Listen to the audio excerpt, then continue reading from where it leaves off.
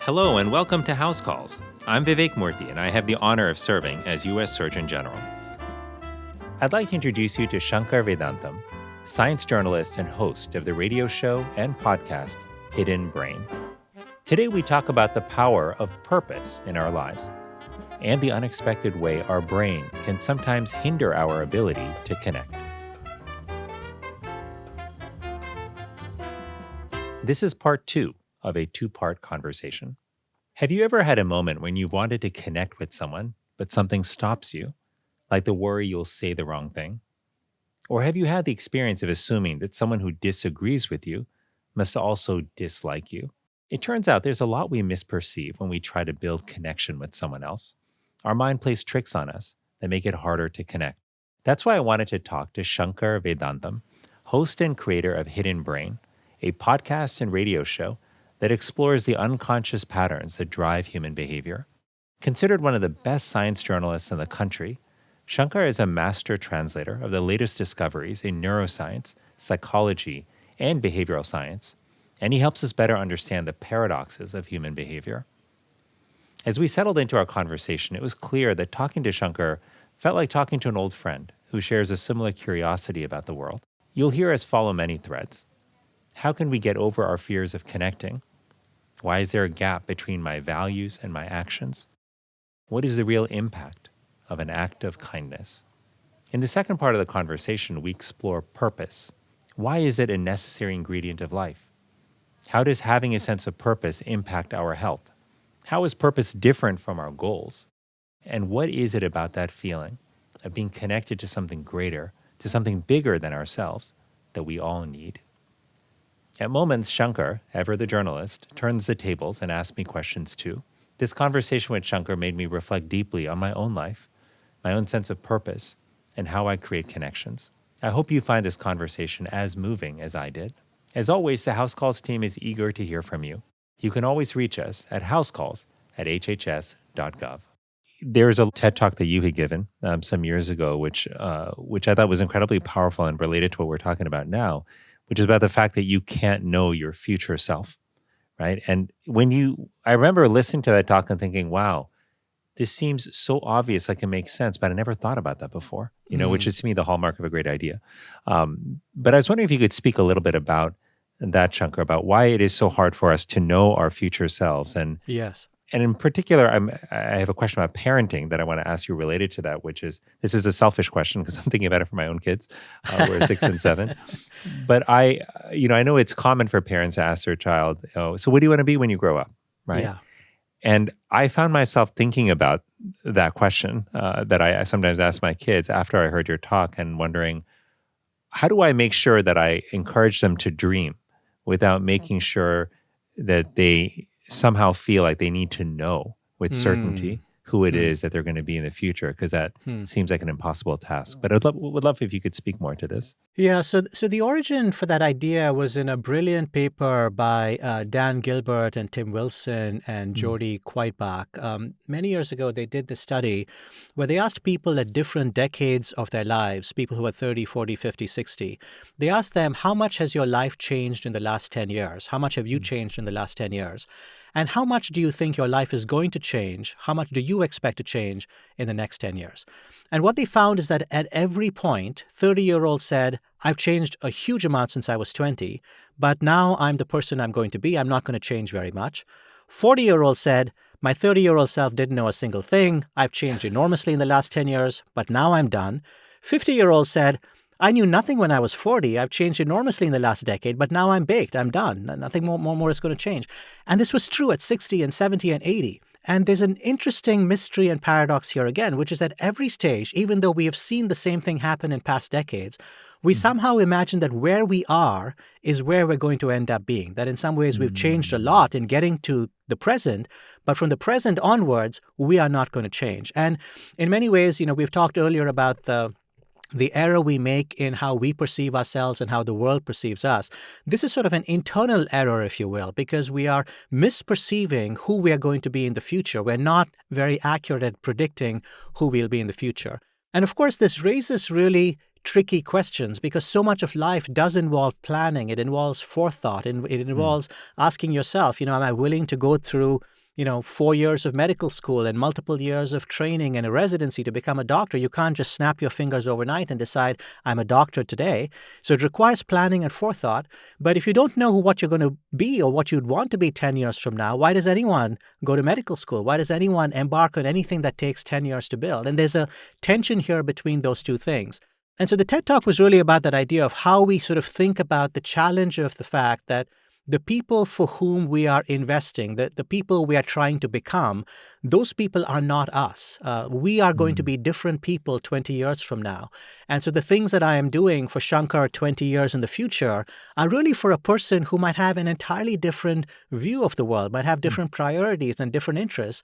And when I get to that point 20 years from now, I might well ask myself, what made you think that all those things you thought you would do that would make me happy, what made you think that that would actually make me happy? In fact, that's not what makes me happy at all. And I think many people sort of recognize this. People wake up at age 45 and they realize they've spent the last 20 years of their lives, fulfilling a vision of who they thought they should be at age 25. But at age Mm. 45, that's not their vision of who they want to be anymore. So the question is, what do you do about this? Because, of course, we can't foresee the future, and yet we're asked to foresee the future. And so there's a tension and a paradox there. And I Mm. think the answer comes back to something that you mentioned a second ago, which is that simultaneously, I think it actually is important to ask ourselves the question, what do I want to be 20 years from now? And potentially take steps to make that vision a reality, but not hold on to that vision so tightly that Mm. we are unwilling to give it up 6 months from now. So there's a paradox here because on the one hand, if you want to learn a musical instrument, it's going to take you 10 years to learn the musical instrument. And so you actually have to start. And so you actually have to put in the time and effort to actually climb up that mountain of learning the musical instrument. But it's okay to decide a year in or 2 years in, maybe in fact, I don't want to be learning the piano. Maybe I want to be learning the violin. Maybe I don't want to be learning the violin. Maybe I want to be doing something else. And Mm. so in some ways, the answer is not don't have goals or don't have a destination or don't have a vision. Because if you don't have a goal or a destination or a vision, it's very hard to take the next step in front of you because you don't know what step to take. I think the answer really is have those goals, have those visions, but don't hold them so tightly that you're like this missile that goes through the world, ignoring everything else that's around you. Because as you take the step towards your goal, and the story you asked about engineering is a very good example. As I went through my engineering degree, I learned that I didn't want to become an engineer. It was actually valuable to take that step. I had a vision of becoming an engineer. I started on that journey. And I realized that this was the wrong path for me, and it allowed me to change. And I think that's the second part of that. I think is what we often miss. We ask children, what do you want to be in your life? And it's great when they say, I want to be an astronaut, or I want to be a doctor, or I want to be a firefighter. Whatever they say is fine. But it's important, even as they start to march toward that goal, to basically ask them periodically, where are you now? Is there still something that is close to your heart? Have your dreams changed? That tension is I think something a lot of people are going to be able to relate to, and I like how you're describing how to navigate that, because what you're not saying is that holding these ideas loosely about what we want to do in the future means that we should give up easily. Like, that's not what you're saying. What No. you are saying is that we should be open to be inspired to going in a different path if we're Yes. called to do that, and not Yes. so rigidly hold on to our plans that we miss those signals, those moments of inspiration that tell us another path may be calling us. And I'm grateful that you paid attention to those signals that led you, Yes. from engineering to journalism, because Yeah. otherwise we may not be here, and millions of people would not be hearing the wonderful Yeah. episodes you've created. But that's something I want for my kids. I want them to be able Yeah. to know themselves well enough that they can pay attention to those signals that tell them, hey, I'm really excited and inspired by this. Like, maybe I want to explore it, even though it doesn't seem to make sense in the plan that I had, before. So, I feel this happens to me every time I travel to another city, Vivek. I found myself some time ago in Mexico City, and I had mm, a little bit of time during the day. I hadn't made any plans, so I didn't know exactly what I was going to be doing. I knew I wanted to go to a museum, but I had a lot of time before and after. And what happened was, even though I had a destination in mind, I wanted to go and see this wonderful National Anthropology Museum in Mexico City.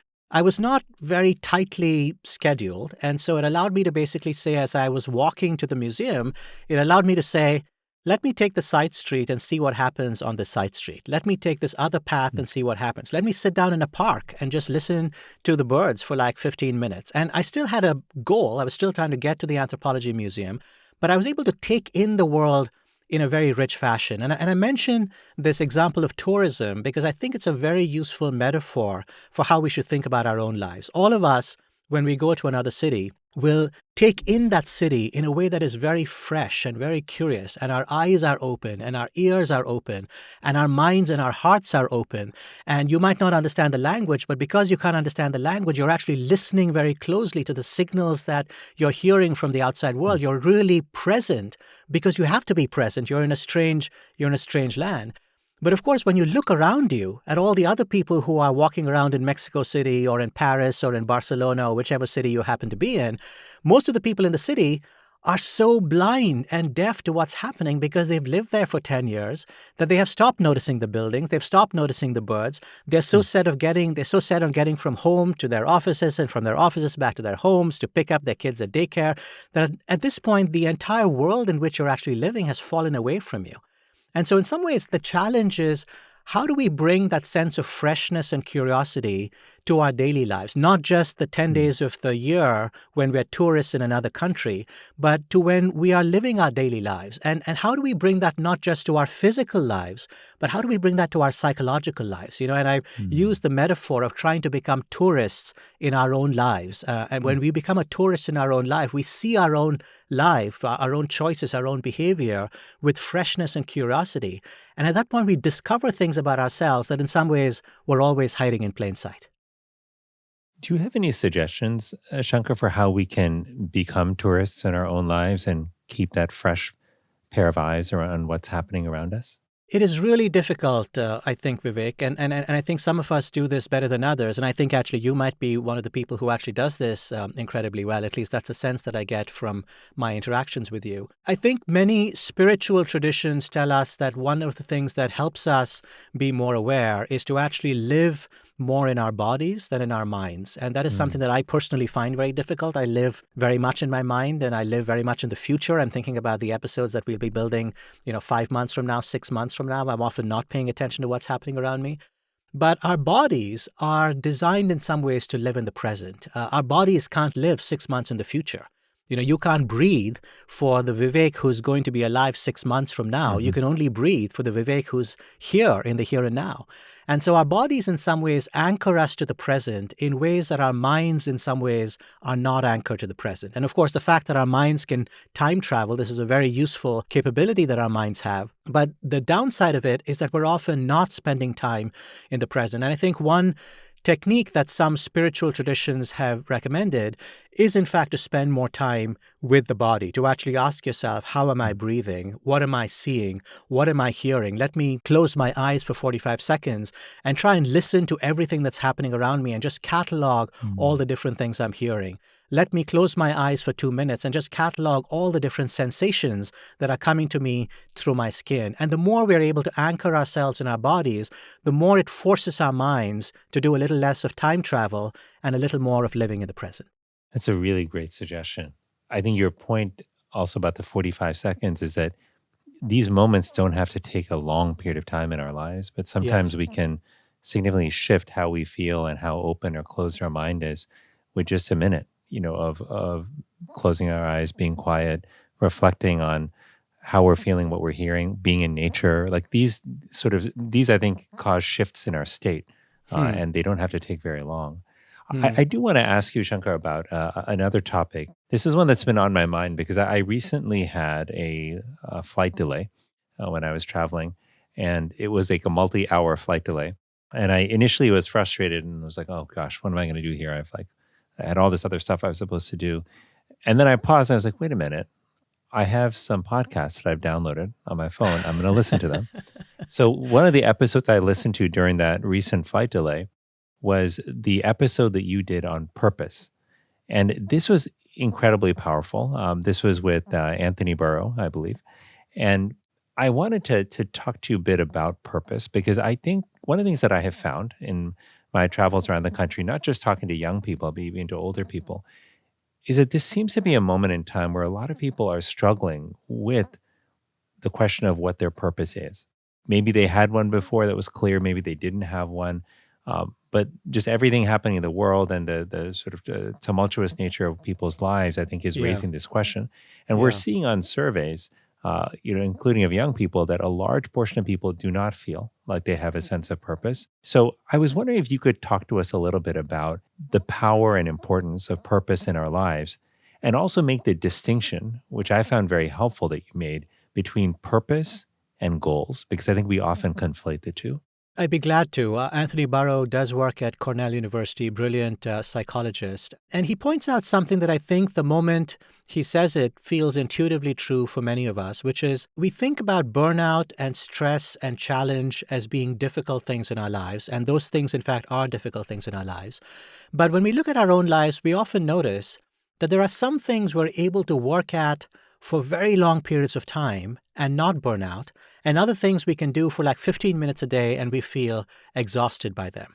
And I think the difference between these two things is sort of where the inner motivation is coming from. When you have a sense that you're actually motivated by a sense of purpose, you have a vision of not just what you are doing, but why you are doing it. And that Mm, why is really an intensely personal thing.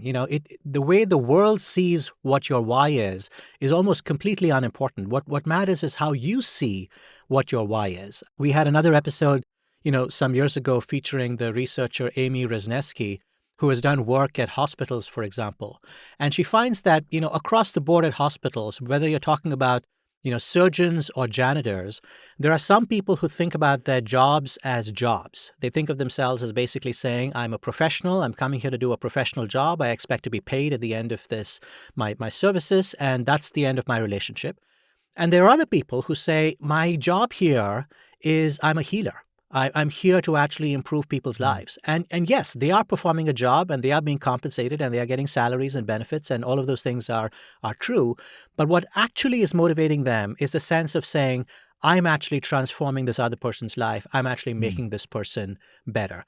And what Amy Resnesky finds and what Anthony Burrow finds is that when you have that internal drive, when you have an internal drive that's not just about saying, I'm doing this for the money or I'm doing this because I'm getting something in exchange, it's not transactional, where the motivation actually comes from inside you, it buffers us from the slings and arrows of burnout and stress and exhaustion. That in some ways, when you know why you're doing something and you have a why, it almost allows you to endure almost any amount of upheaval. And we talked a little bit about parenting a second ago. Parenting is a very good example of this. Parents understand and they derive purpose and meaning from being parents. At least many parents do. And I think these are the people who are happy being parents. They derive great inner satisfaction from being a parent. And it's that inner satisfaction that allows you to battle and endure what is really a fairly difficult time, especially in the early years of a child's life. There's so much that you have to do as a parent. But the reason, parents don't necessarily, go to their HR manager saying, I'm complaining of burnout. And the reason that doesn't happen is that parents actually have the sense that I know why it is that I'm doing this. I know what the higher purpose is. I know what the goal is. And Amy Resnesky finds in hospitals that when janitors think of themselves as healers, as opposed to mm. just someone who's a custodian of the building, those people actually enjoy their jobs better. They are far more long-lived in their jobs. They are far less likely to suffer from burnout. So it has really powerful and pervasive effects in our lives. And I think, one of the things that I'm curious about in your travels and what you've heard is not just the role of purpose in our individual lives, which is very important, but there's also in some ways, I think, Mm. a question of national purpose. There's a question Yes. of what is it we are all together here for? What is it that we are trying to do? And I think great leaders in some ways are able to inspire that. I mean, you see that down history, that people are able to get, their followers to perform incredible acts of self-sacrifice. And the reason they're performing that self-sacrifice is not because the sacrifice is fun. It's because the sacrifice becomes unimportant compared to that higher sense of purpose. And one of the things that I'm curious about, I mean, I think I know a little bit more about purpose at an individual level, but I'm curious in your travels, Vivek, do you see lessons that people are telling you about how they miss not just a sense of purpose in their individual lives, but a sense of collective purpose? Yeah, I think that's very astute observation, Shankar. I do think that people draw great strength and motivation from being part of a community, a group that has a sense of purpose. I think about 1992 when Hurricane Andrew slammed into South Florida, where I was a high school student, and utterly devastated the community, leveled homes, tore down power lines, and made the entire landscape unrecognizable. And at that time, as much pain as we were all in, as much loss as we had sustained, what actually brought people's strength was a sense of collective purpose. Our purpose Hmm. was to rebuild our community. It wasn't just to rebuild my home. Hmm. It wasn't just to clear out my lawn. Hmm. It was to rebuild our community. Hmm. And so you had this surge of people who stepped up to bring food to other families, to help clear out other people's lawns, to get to public spaces and try to make them safer for others. I mean, Hmm. there was a real sense that we had a purpose as a community, and Hmm. it was to stand up again after Hmm. we had been knocked down. Hmm. And so I do think that those moments are incredibly powerful. You know, we've seen them historically in World War II or other moments where we have felt compelled to come together as a country, and we were often called to come together for a singular purpose. Hmm. And we did that, contributed to that in our own way. Hmm. I think that kind of, when you have both individual purpose and collective purpose, I think it brings incredible meaning to Hmm. people's lives. Hmm. And when we have that sense of meaning, I think that can motivate us and mobilize us Hmm. to do extraordinary things that on our own we may not do. Hmm.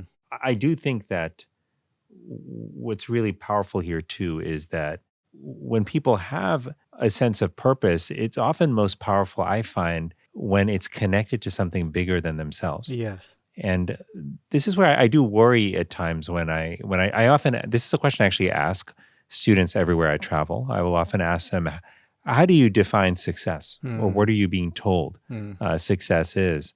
And what worries me is the answer I hear often, which is young people saying, often with resignation, honestly, not with great enthusiasm, Hmm. but saying, I feel like to be successful, I've just got to build my brand. I've got to get more followers. I've just got to be known. And if I do that, then I can be successful. Hmm. And that sort of becomes, in a way, their sense of purpose. But Yeah. the two challenges that worry me about that is, one is, I do think it's very different, like when you have a purpose that's connected to something and to someone Yes. bigger than Yes. yourself.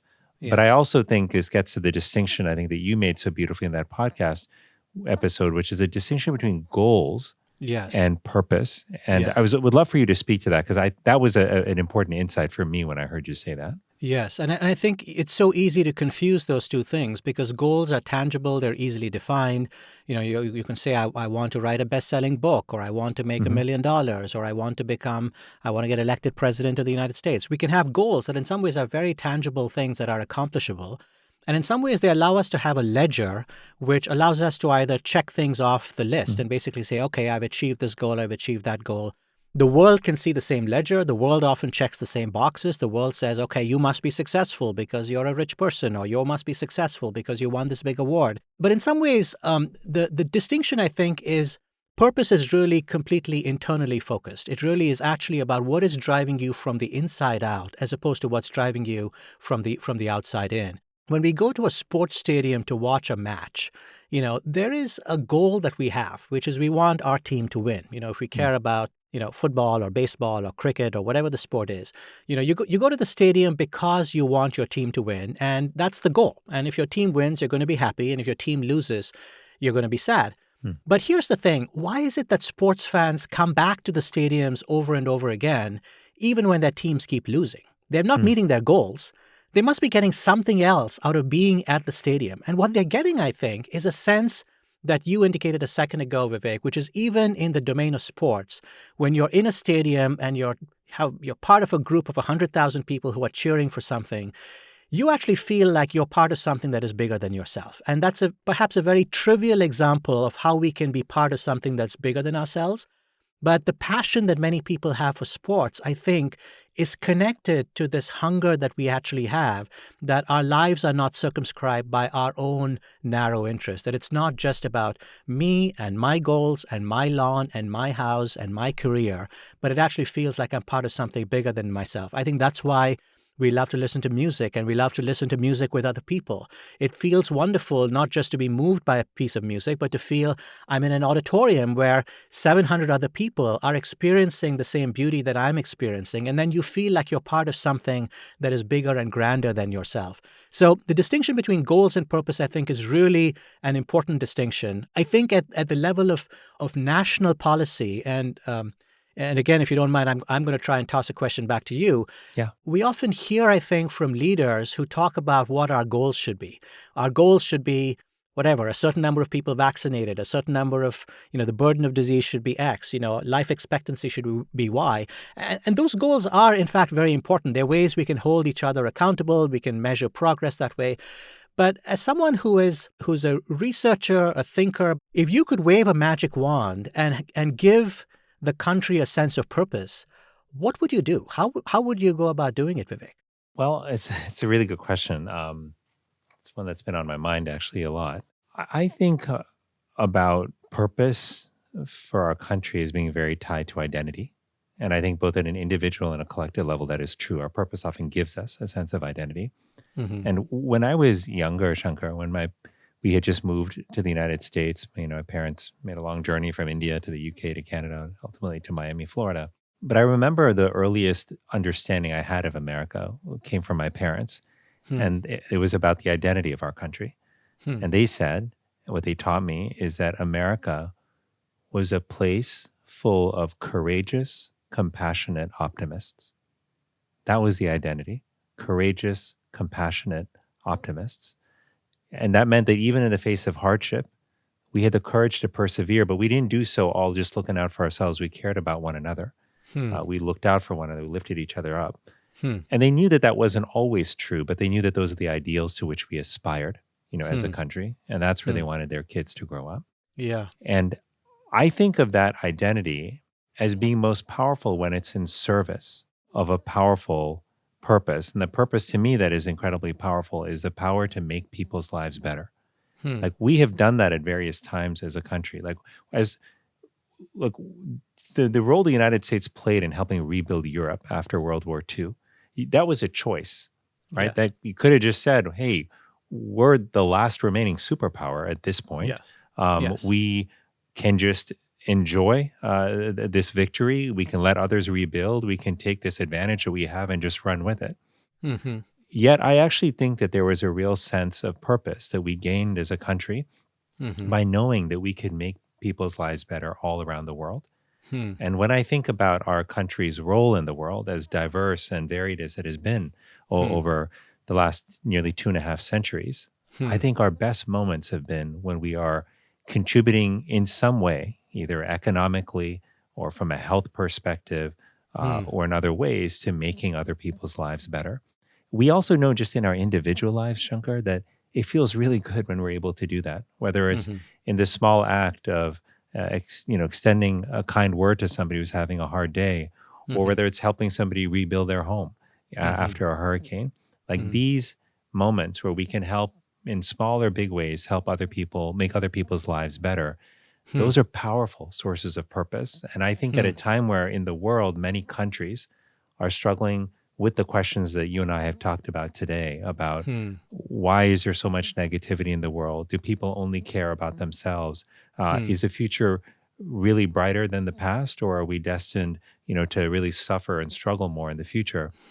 It makes a difference, I believe, for us as a nation to know that our purpose is to make other people's lives better, to lift other people up, not just inside our country, but around the world, and to do so with courage, with compassion, and with the trademark optimism that has brought generations of immigrants to our shores. Many years ago, Vivek, I remember hearing Barack Obama speak for the very first time on the national stage at the 2004 Democratic National Convention.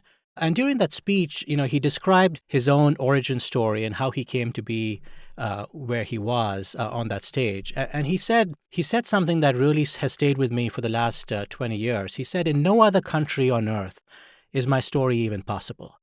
And I remember feeling tears spring to my eyes when I heard him say that, and not just because of who he was, but because that felt true to me. That as an immigrant to this country myself, I too feel like in no other country on earth is my story even possible. And I think this is not just true for the people among us who are immigrants. I think people who have been here for a long time also, I think, intuit that at some level, that in some ways this is a special country. It allows people to do incredible things. It allows us to actually look out for others and not just for ourselves. But it seems that from time to time we lose sight of that vision. And we lose sight of that vision because of the conflicts and the dissensions and the narrow disagreements that we have.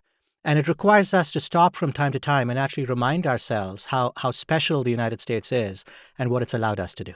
I couldn't agree more. And I remember hearing those lines years ago and feeling the same feeling you felt, which is this real sense of being able to identify with that sentiment, this real sense of gratitude to our country for what it's provided my family and so many other countries. And I remember years later when I was sworn in as Surgeon General under President Obama, I remember looking out at the people who had gathered that day as I took that oath of office, seeing my grandmother in a wheelchair, thinking about all that she had seen, having been born in India under British rule in what became the largest democracy in the world, and now seeing her son growing up in the world's oldest democracy. I saw my parents there, thought about the journey they had made, thought about the fact that my father was born in an extraordinarily poor family in a small farming village in India. And I remember saying at the time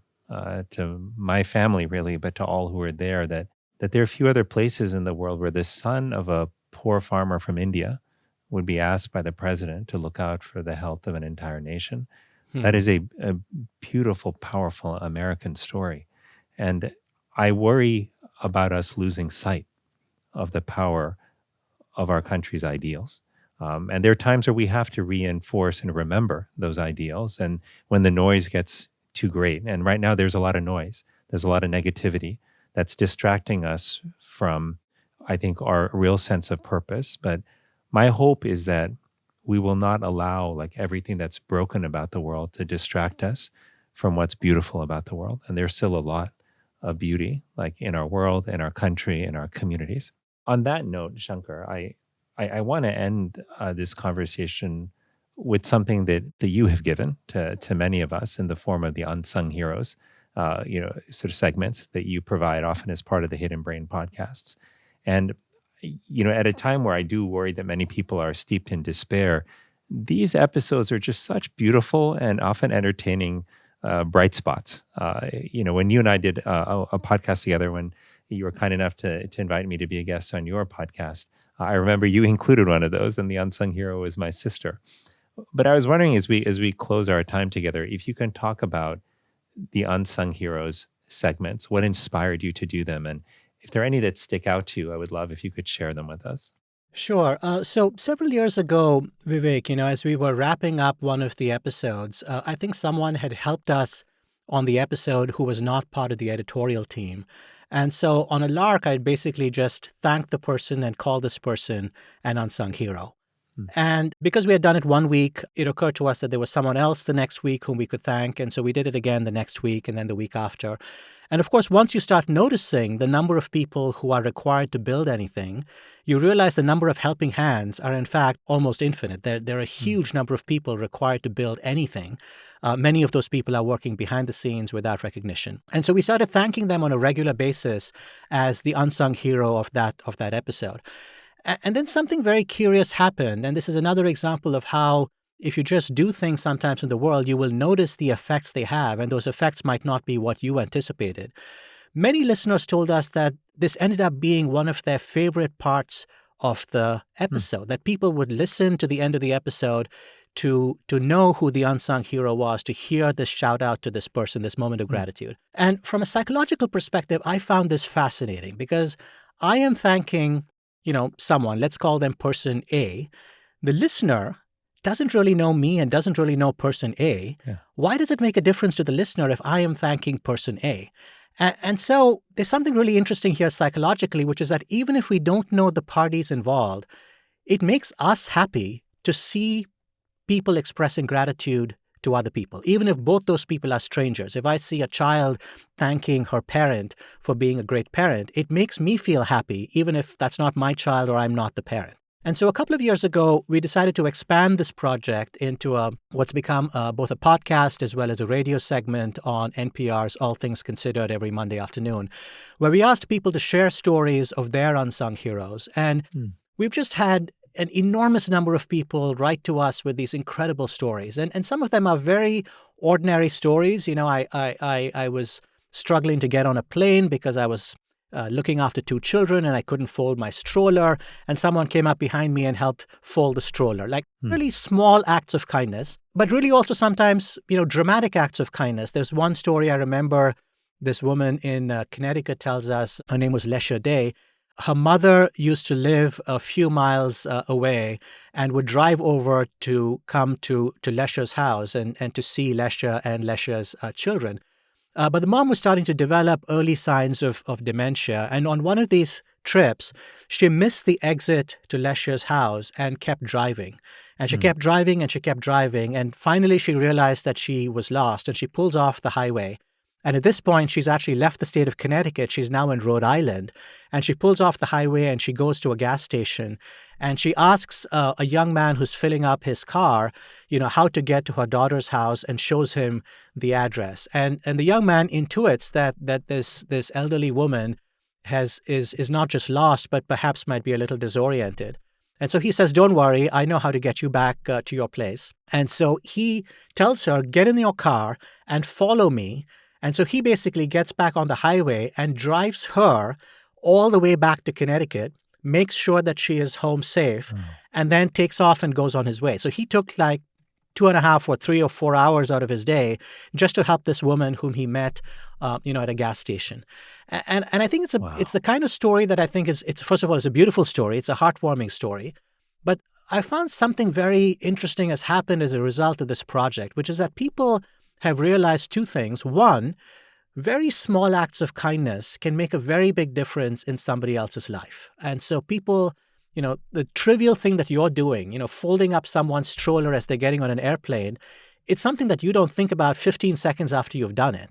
But for that person, it actually meant a lot. So in other words, there's again this mismatch between what we think we're giving other people and how other people receive what we're giving. The second thing that's really striking is that people often remember these moments of kindness not for hours or days or weeks, but they're remembering these acts of kindness for years or decades after they happen. People will recall these times when someone helped them 35 years ago. And it's clear that they've carried around in their hearts this memory of this person who has done this kind thing.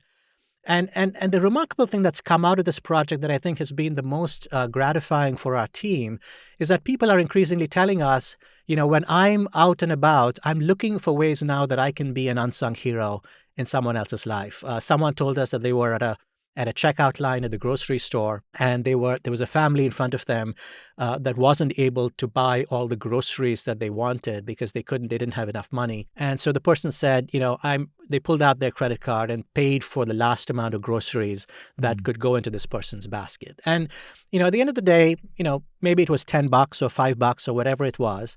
But again, it's not so much that you're buying someone the can of tomatoes. I think what you're actually giving this other person is something far more profound than a gift of tomatoes. You're giving them the sense that we are actually in this together, that we are in some ways looking out for each other.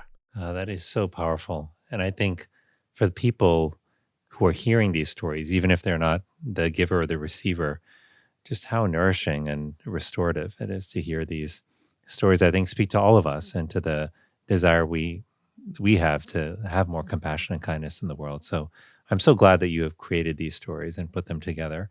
Shankar, I've just so enjoyed this conversation with you. I could speak to you for hours about these topics, but there's a lot that's going to stick with me from today. Our conversation about purpose, the powerful reminder that how we may perceive an act of kindness is very different from how the recipient perceives it, and that our motivation, our why, is really important, and to focus more on that than on the what. I'm also thinking about the George Saunders quote that you have referenced in the past, which I find so powerful, where he says, "What I regret most in my life are failures of kindness."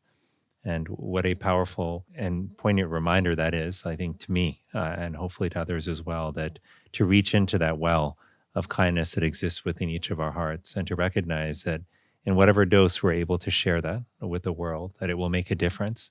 And as your stories of unsung heroes, I think, evidence, sometimes that impact will last for years or for decades. So thank you for giving us so much insight, so much hope, and for sharing your wisdom today, Shankar. And just thanks for being the incredible optimistic human being that you are, especially during these times where a lot of people are worried about the future. I think your podcasts and you as a journalist just represent real light and hope, and we need that more than ever. So I appreciate you. Thank you so much for having me on, Vivek. It's been a pleasure and an honor. And as they say, when I grow up, I want to be like you. You're so kind, Shankar. Thank you. This concludes part 2 of my conversation with Shankar Vedantam. Join us for our next episode of House Calls with Dr. Vivek Murthy. Wishing you all health and happiness.